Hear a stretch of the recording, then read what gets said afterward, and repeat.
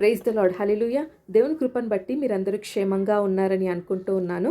ఈ సమయంలో మరి ఇశ్రాయేలీలకు అనుగ్రహించిన 7 ప్రాముఖ్యమైన పండుగలలో చివరి పండగ అయిన పర్ణశాలల పండగ గురించి కొన్ని విషయాలు నేను మీ ముందు ఉంచాలని ఆశపడుతూ ఉన్నాను. దీని గురించి లేఖనం ఇలా రాయబడి ఉంటుంది. లేవియకాండం 23వ అధ్యాయం 33వ వచనం మనం గమనించినట్లయితే, మరియు యెహోవా మోషేతో ఇలాగు సెలవిచ్చెను, నీవు ఇశ్రాయేలీలతో ఇట్లనుము, ఈ 7వ నెల 15వ దినం మొదలుకొని 7 దినముల వరకు యెహోవాకు పర్ణశాలల పండుగ జరపవలెను. ఈ పండుగను ఎప్పుడు చేసుకుంటారు అంటే 7వ నెల 15వ దినం అన్నమాట. అంటే 7వ నెల అంటే హీబ్రూ క్యాలెండర్ ప్రకారం తిష్రీ నెల. మరి మన క్యాలెండర్ ప్రకారం అయితే తిష్రీ నెల 15వ దినము అంటే అక్టోబర్ నెల 6వ తేదీ నుండి 7 దినములు ఈ పండుగను జరుపుకోవడం జరుగుతుంది. మరి అసలు ఎందుకు ఈ పండుగ చేసుకుంటారు అని మనం చూసినట్లయితే, అదే లేవియకాండం 23వ అధ్యాయం 42వ వచనం మనం గమనించినట్లయితే, నేను ఐగుప్తు దేశం నుండి ఇశ్రాయేలీలను రప్పించినప్పుడు వారిని పర్ణశాలలలో నివసింపచేస్తునని మీ జనులు ఎరుగునట్లు 7 దినములు మీరు పర్ణశాలలలో నివసింపవలెను. ఎందుకు ఈ పండుగ చేసుకుంటారు అంటే, దేవుడు మరి ఐగుప్తు దేశంలో బానిసలుగా ఉన్న తన ప్రజలను సూచక క్రియలు, అద్భుత కార్యములు జరిగించి 10 తెగుళ్ళు తర్వాత చాలా ఒక ఆశ్చర్యకరమైన రీతిలో తన ప్రజలను దేవుడు బయటికి తీసుకొని వస్తాడు ఆ బానిసత్వంలో నుండి. ఆ తర్వాత 40 సంవత్సరములు వారు అరణ్యంలో తిరుగుతారండి.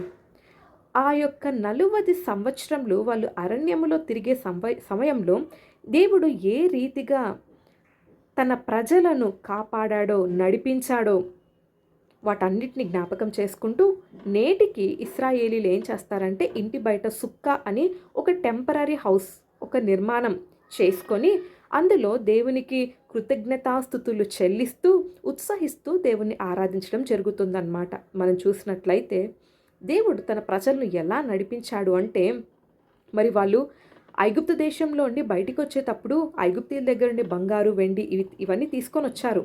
కానీ వాళ్లకు భోజనం విషయంలో దేవుడు ఎంతో అద్భుతంగా వాళ్ళ ఆకలి తీర్చాడు. వాళ్ళకి మన్నానిచ్చి పోషించాడు. తాగడానికి, వారికి దాహం తీర్చడానికి బండలో నుండి నీళ్లు రప్పించినట్లుగా మనం చూస్తాం. శత్రువులు యుద్ధం చేయడానికి వచ్చిన సమయంలో తానే తన ప్రజల పక్షంన యుద్ధం చేసినట్లుగా మనం చూస్తాము. అంత మాత్రమే కాదు, కానీ పగలు మేఘ స్తంభమై, రాత్రి అగ్ని స్తంభమై దేవుడు ఇశ్రాయేలును నడిపించాడు. ఇంకా ద్వితీయోపదేశకాండం 29వ అధ్యాయం 5వ వచనంలో చూస్తే, గద్ద రెక్కల మీద మోసినట్లు ఆయన తన ప్రజలను మోసాడు. వాళ్ళు వేసుకున్న బట్టలు పాతగిలలేదు, వాళ్ళు వేసుకున్న చెప్పులు పాతగిలలేదు. అంత అద్భుతంగా దేవుడు తన ప్రజలను ఆ 40 సంవత్సరములు కాచి కాపాడి ఆ యొక్క వాగ్దానం చేయబడిన కనాను దేశంలోనికి ఆయన నడిపించడం జరుగుతుందండి. మరి దేవుడు కాపాడిన విధానం అంతటిని, పోషించిన విధానం అంతటిని, దేవుడు విడుదలిచ్చిన విధానం అంతటిని జ్ఞాపకం చేసుకొని ఆ యొక్క టెంపరరీ హౌస్, ఆ సుక్కాలో వాళ్ళు దేవుని స్తుతించడం జరుగుతుంది. సో కొన్ని విషయాలు ఇప్పుడు మనం చూద్దాము. లేవియకాండం 23వ అధ్యాయం 40వ వచనంను మనం గమనించినట్లయితే, మొదటి దినంన మీరు దబ్బ పండ్లను, ఈత మట్టలను, గొంజి చెట్ల కొమ్మలను, కాలువల యొద్ద నుండి నిరవంజి చెట్లను పట్టుకొని 7 దినములు మీ దేవుడైన యెహోవా సన్నిధిని ఉత్సహించుచుండవలెను. ఇది చివరి పండుగ అని చెప్పాను కదా. ఈ పండుగలో ప్రాముఖ్యంగా వాళ్ళు చేయాల్సిన పని ఏంటి? దేవుని సన్నిధిలో సంతోషించడం, ఉత్సహించడం. ఆ ఉత్సహించడం కూడా ఆ 3 చెట్ల గురించి ఇక్కడ చెప్పారు. ఈత చెట్టు అని, గొంజి చెట్టు అని, నిరవంజి చెట్ల కొమ్మలతో మరి దేవుని సన్నిధిలో ఉత్సహించాలి అని. మరి ఇవి వేటికి సాదృశ్యం అని మనం చూసినట్లయితే, ఈత చెట్లు లేదా ఈత మట్టలు దేవుడు లోయలలో మాకు తోడుగా ఉన్నాడు అనడానికి సాదృశ్యం అండి. తర్వాత గొంజి చెట్లు దేనికి సాదృశ్యం అంటే, ఉన్నత స్థలములలో వెళ్తున్నప్పుడు దేవుడు మాకు తోడుగా ఉన్నాడు అనడానికి సాదృశ్యం. తర్వాత నిరవంజి చెట్లు దేనికి సాదృశ్యం అంటే, ఎడారిలో మేము ప్రయాణం చేస్తున్నప్పుడు దేవుడు మాకు తోడుగా ఉన్నాడు అనడానికి సాదృశ్యం. అంటే మనం చూసినట్లయితే ఉన్నత స్థలములలో వెళ్తున్నప్పుడు దేవుడు తోడుగా ఉన్నాడు, లోయ వంటి అనుభవాలు గుండా వెళ్తున్నప్పుడు ఆయన ఉన్నాడు, అరణ్యములో, ఎడారిలో ప్రయాణం చేస్తున్నప్పుడు దేవుడు తోడుగా ఉన్నాడు, తన ప్రజల్ని నడిపించాడు. అంటే ఇక్కడ మనం నేర్చుకోవాల్సిన విషయం ఏంటి అంటే, ప్రతి పరిస్థితిలో దేవుడు తోడుగా ఉండి తన ప్రజలను నడిపించాడు అన్న ఒక విషయం మనం జ్ఞాపకం ఉంచుకోవాలి. హల్లెలూయా. ఈరోజు మరి వాళ్ళైతే దేవుడు తోడుగా ఉండి, దేవుడు విడిచిపెట్టక తమని కాపాడిన విధానాన్ని బట్టి స్తుతిస్తారు. మరి ఇదేనా మనమైతే మనం ఎందుకు దేవుని స్తుతించాలి అని మనం చూసినట్లయితే, ప్రాముఖ్యంగా దేవుడు మనకు అనుగ్రహించిన ఆయన వాక్యంను బట్టి మనం దేవుని స్తుతించాలండి. హల్లెలూయా! ఆ వాక్యం ఏంటి? దేవుని యొక్క మాట కదా! దేవుని వాక్యం చదువుతున్నప్పుడు ఆ వాక్యంలో నుండి దేవుడు మనతో మాట్లాడతాడు. ఆయన మాటే మనల్ని బలపరుస్తుంది, మనల్ని ధైర్యపరుస్తుంది, మనల్ని ఆదరిస్తుంది. మన బలహీన సమయంలో ఆయన మాట మనల్ని బలపరుస్తుంది. హల్లెలూయా! చీకటిలో వెలుగు ఆయన మాట. ఆయన తన వాక్కును పంపి మనల్ని బాగు చేయు దేవుడు. హల్లెలూయా! ఈ యొక్క దేవుని యొక్క మాటను బట్టి మనం ఎంతో బలపడుతూ ఉన్నాం. మనం బ్రతుకుతున్నాం. ఆ వాక్యమే మనల్ని బ్రతికిస్తుంది. కాబట్టి మనల్ని బ్రతికించే ఆ యొక్క మాటను బట్టి, ఆ వాక్యాన్ని బట్టి దేవుణ్ణి ఎంతగానో మనం స్తుతించవలసిన వారమై ఉన్నాం. హల్లెలూయా! ఇంకొక వాక్యం చూస్తే లూకా సువార్త 10వ అధ్యాయం 20వ వచనంలో ఉంటుంది. జీవ గ్రంథంలో పరలోకమందు మన పేర్లు రాయబడి ఉండుటను బట్టి మనం స్తుతించాలి. హబక్కూకు భక్తుడు ఒక మాట అంటాడు. ఎందుకు స్తుతించాలి అంటే 3వ అధ్యాయం 17, 18 వచనాలు మనం గమనించినట్లయితే, అంజూరపు చెట్లు పూయకుండిన, ద్రాక్ష చెట్లు ఫలింపకపోయినా, అసలు ఏమి ఉన్నా లేకున్నా నేనైతే యెహోవా యందు సంతోషించెదను అంటాడు. హల్లెలూయా! అంటే చూడండి, మనము ఎలా ఉంటాము అంటే దేవుడు ఏదైనా మనకిస్తే ఆ ఇచ్చిన దాన్ని బట్టి మనం సంతోషిస్తాం. లేదా దేవుడు మన ప్రార్థనకు జవాబు అనుగ్రహిస్తే మనం ప్రార్థించింది మనకు దొరికింది అన్న దాన్ని బట్టి దేవుని స్తుతిస్తాం, ఉత్సహిస్తాం.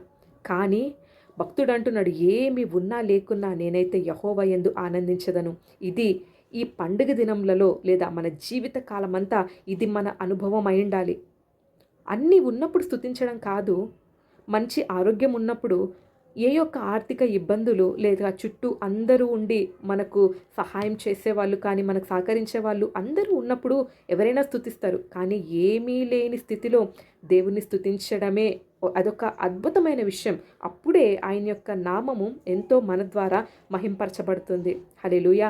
దేవుని నామానికి మహిమ కలుగును గాక. కాబట్టి ఈ పండుగ నుండి మనం నేర్చుకునే విషయం ఏంటి అంటే, ఏ పరిస్థితి అయినా ఆయన మనల్ని వదిలిపెట్టే దేవుడు కాదు.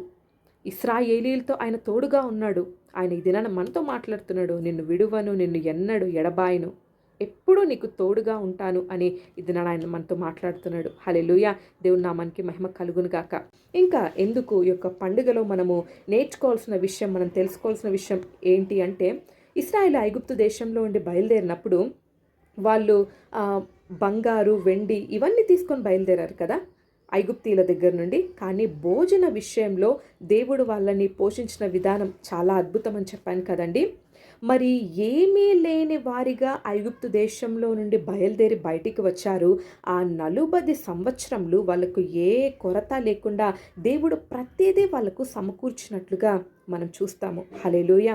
ఈ పండుగ దినములలో ఈరోజు మీ జీవితంలో కూడా ఏమీ లేకపోవచ్చు. ఈరోజు నేను నథింగ్, నా దగ్గర ఏమీ లేదు అన్న పరిస్థితి మీకు ఉండొచ్చు. కానీ ఏమీ లేని స్థితిలో దేవుడు ప్రతిదీ నీకోసము సమకూర్చగల దేవుడు.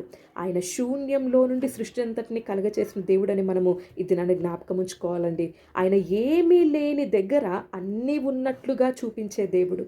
హల్లెలూయా!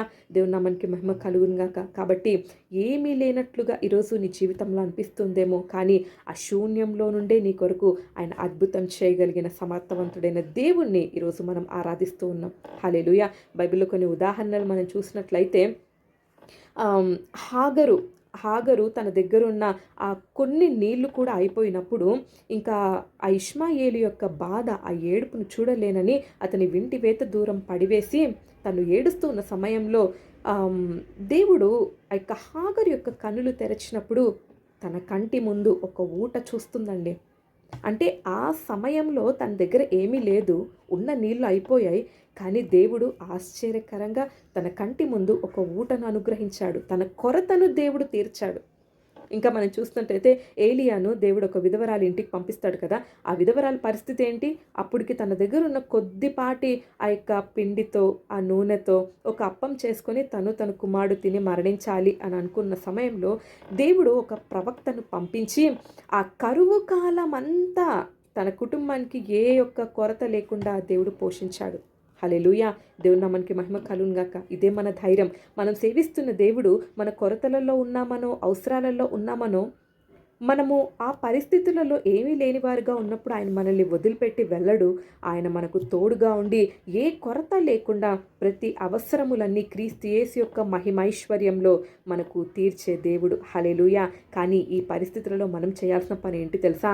ప్రతి కష్టమైన పరిస్థితులలో, నష్టమైన పరిస్థితులలో ఆయన పైన ఆధారపడ్డం మనం నేర్చుకోవాలండి. హల్లెలూయా. దేవుని నామానికి మహిమ కలుగును గాక. ఇంకొక విషయం మనం చూసినట్లయితే పర్ణశాలల పండుగ నుండి మనం ఏం నేర్చుకుంటామంటే మనము యాత్రికులం. ఇశ్రాయేలీయులు ఐగుప్తు దేశంలో నుండి బయటికి వచ్చినప్పటి నుండి కనాను దేశానికి వెళ్ళే వరకు వాళ్ళు ఎందులో నివసించారు? గుడారాలలో కదా నివసించింది. ప్రత్యక్షపు గుడారం మీద దేవుని యొక్క మహిమ ఉన్నంత వరకు, నిలబడి ఉన్నంత వరకు వాళ్ళు అక్కడే, అంటే ఎక్కడ ప్రత్యక్షపు గుడారం మీద మహిమ ఉంటుందో ఆ మహిమ నిలబడినంత వరకు వాళ్ళు అక్కడ గుడారాలు వేసుకొని ఉండేవారు. ఎప్పుడైతే మహిమ దేవుని సన్నిధి అనేది అలా మహిమ పైకెత్తబడిందో ప్రత్యక్ష గుడారం మీద నుండి, వెంటనే వాళ్ళు తమ గుడారాలన్నీ ప్యాక్ చేసుకొని మరి వాళ్ళ ప్రయాణాన్ని కొనసాగించేవాళ్ళు.